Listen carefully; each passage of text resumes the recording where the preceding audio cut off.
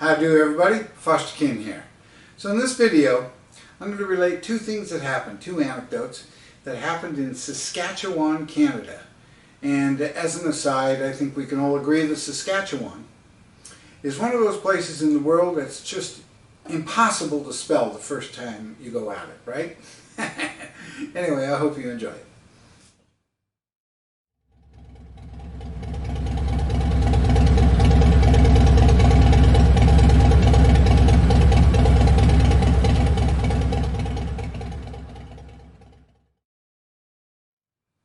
So there I was, riding down this road, forget the name of it, number of it or anything, and I see this sign, this road sign that says, Big Beaver Access 1 mile.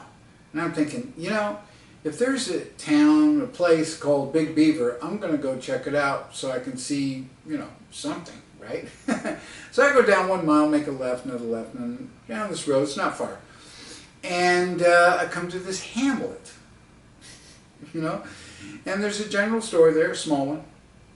Climb up the steps, and the door's locked. And I look in, nobody's there, lights are out, go back down to my bike. And I look around, you know, Big Beaver, and there's no one there. The place is totally vacant, except for this elderly lady in an old beat-up Chevy. So she comes driving over, she sticks her head out the window, and she goes, "The store's closed." And I'm like, okay. I said, "Say, you know how to get to Highway 6. Now I should mention, the only reason I want to get to Highway 6 has nothing to do with Highway 6. It has to do with the fact that Highway 6 leads to Regina, which is the capital of Saskatchewan, where I figure I can get 1 or 2 vanilla ice cream cones. I should also mention right now that when I look at the word Regina as an American, R-E-G-I-N-A, I'm thinking I would naturally pronounce it Regina. But turns out, I find out later, that Regina is pronounced Regina by Canadians, which rhymes with that female body part, you know, the veg, oh, never mind. Anyway, so I say, it's this lady, I said, you know how to get to Highway 6? And she goes, ooh, do you know which way it is? And I said, well, I think it's that way. And she goes, oh, she looks and she goes, oh.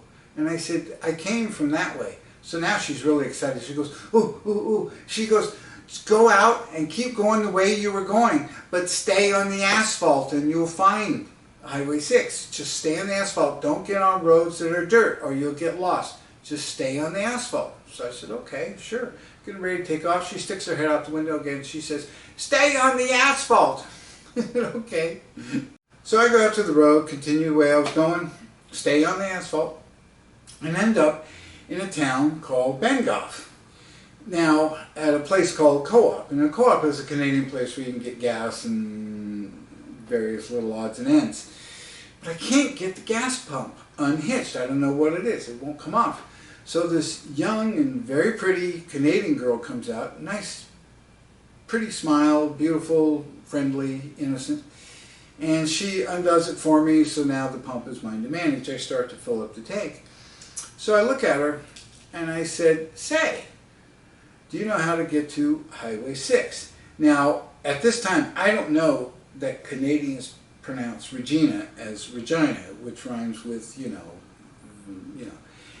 So so I said, say, you know how to get to Highway 6? And she goes, oh, you want to get to Regina. And in my sort of dehydrated, tired, hot state, I'm thinking she said, you want to get to my veg, you know. So it takes me a few moments. I gather some composure and I say, don't you mean Regina? And she's still smiling, but her eyes are saying, ha, flustered another American. And she did. So she goes, oh, we Canadians pronounce it Regina.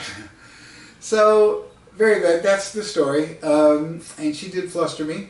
That story is in my first book, by the way, Freedom's Rush, Tales from the Biker and the Beast. You can get it at Amazon, any place you can buy books on the internet. And don't forget to subscribe to my channel and my YouTube channel. And go to my website, fosterkinn.com. Lots of blogs, photos, and everything. Great stuff. And check out all of my books. But most importantly, remember, ride big, ride long, and ride free.